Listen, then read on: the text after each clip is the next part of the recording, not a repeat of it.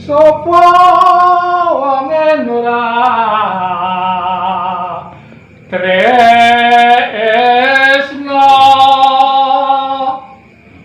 sejak katanana same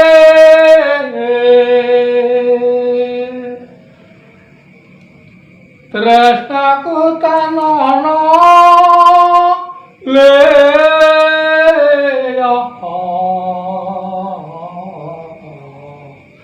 among siji palupi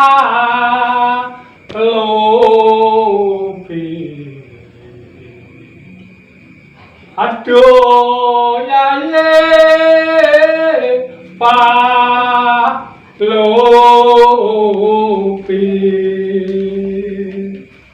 lakyanono katresnanku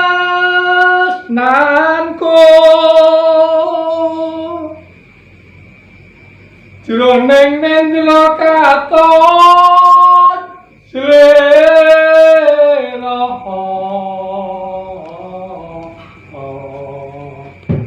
among siji sira palupi emane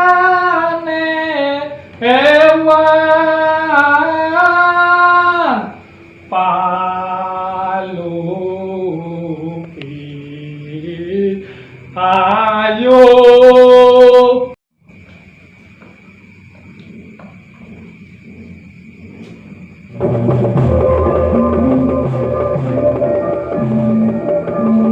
loh jebulaku kok ngimpi to iki mau ketemu karo sing jenengane Palupi yo senajan mung ngimpi bakal tak upadi kepiye aku bisane ketemu karo dadi judune Palupi utawa dadi garwane Palupi yo dinteni aku Palupi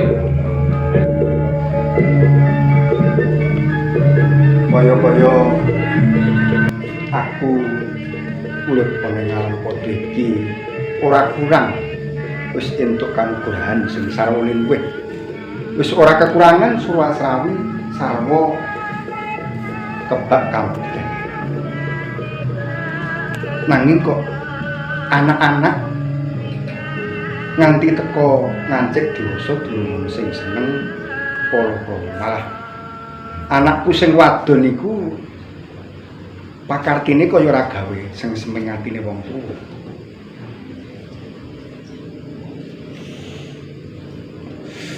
kepiye Bapak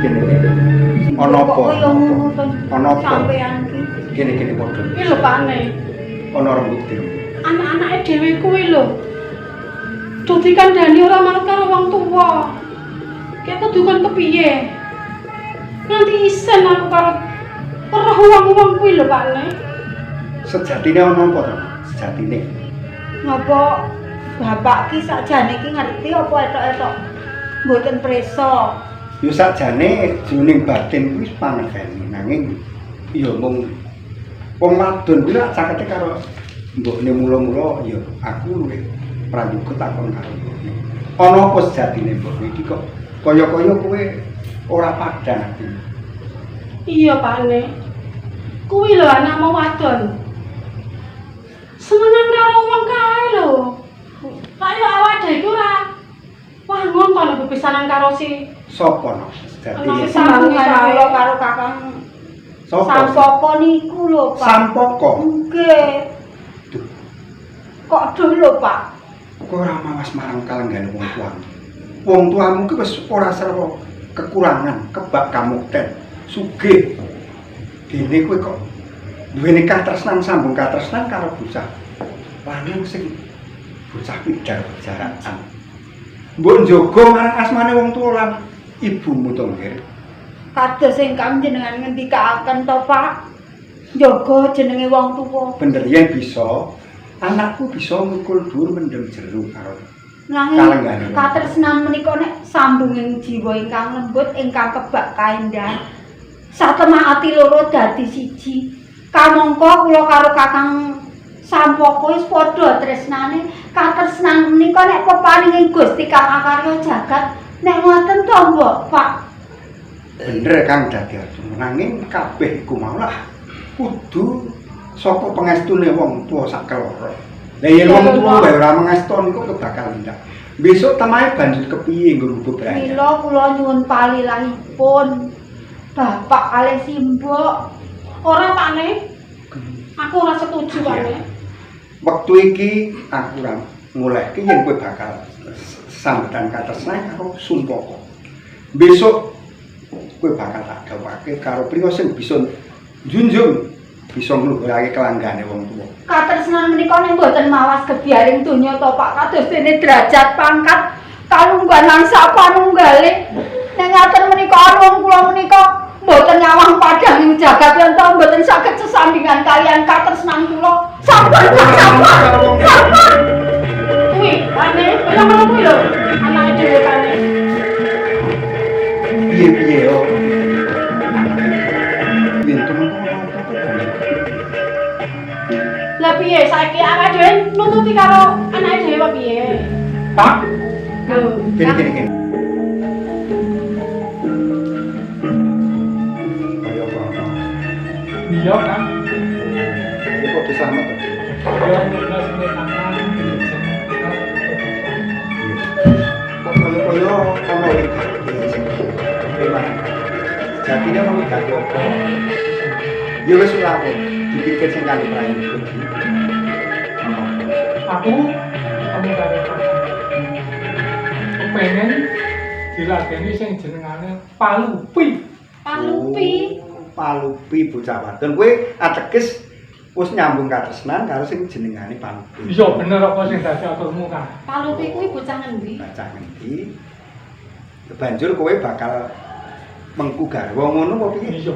Ya ngene kan, saiki wis tak singget ngono wae. Aku tak golekane, tak golek sisih mulai bisane ketemu karo sing jenengane Palupi ben aku bisa nemoni dhewe. Ya. Mengke piye kae? Ya wis, piye-piyeno karo adine aku tetep tresno. Mengko yen wis kowe bisa nemu sisik melek, kowe matur ana ngrasane kakangmu karo Mbak Yuni tak ramalake wanita iku mau. Yo, Muga-muga bisa kasembatan sedamu ya di pangestonmu tak suwun kakang. Iya, iya. Iya, banyak milih.